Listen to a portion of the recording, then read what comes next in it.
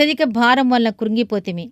కొరింథీయులకు రాసిన 2వ పత్రిక 1వ అధ్యాయము 8వ వచనము. క్రీస్తు శక్తి నా మీద నిలిచిండి నిమిత్తము. కొరింథీయులకు రాసిన 2వ పత్రిక 12వ అధ్యాయము 9వ వచనం.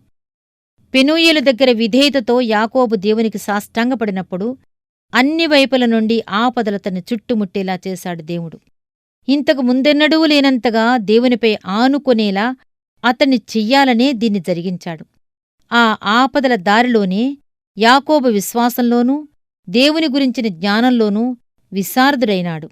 విజయవంతమైన క్రొత్త జీవితానికి కావలసిన శక్తిని సంపాదించుకున్నాడు. దేవుడు దావీదును బలవంతం చేశాడు. తన దేవుని విశ్వాస్యతను, అపార శక్తిని అతడు గ్రహించి విశ్వాసం, పరిశుద్ధత మొదలైన దివ్య సూత్రాలలో నిష్ణాతుడయ్యేలా అతనిని అంతులేని క్రమశిక్షణకు గురిచేశాడు. ఇశ్రాయేలుకు రాజయ్యే యోగ్యతను పొందాలంటే ఇదంతా అత్యవసరం మరి. పౌలు అస్తమానము ఎదుర్కొంటూ వచ్చిన విపరీత విపత్తులే అతనికి, అతని ద్వారా సంఘాలకి నా కృప నీకు చాలును అనే దివ్య వాగ్దానపు అర్థాన్ని బోధించగలిగాయి. మనకు సంభవించిన శ్రమలు తప్ప మరేవీ దేవుణ్ణి ఇంతగా తెలుసుకునేలా చెయ్యగలిగేవి కావు.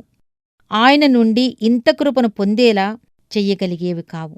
అందుకే మనకు సంభవించే వైపరీత్యాలు మనకు తప్పనిసరి. ఆటంకాలు, బాధలు మన విశ్వాసం వైపు దేవుడు విసిరే సవాళ్లు.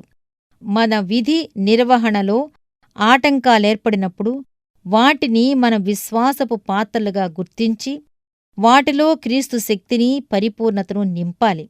ఆయన మీద ఆధారపడి మనం ముందుకు వెళితే మనకు పరీక్షలు ఎదురుకావచ్చు, ఓర్పు అవసరం కావచ్చు. కాని ఎట్టకేలకు ఆ అడ్డుబండ తొలగిపోతుంది. మనం ఎదుర్కొన్న అగ్ని పరీక్షలో మనకు జరిగిన నష్టానికి రెండింతల దీవెనలివ్వటానికి దేవుడెదురుచూస్తూ కనిపిస్తాడు.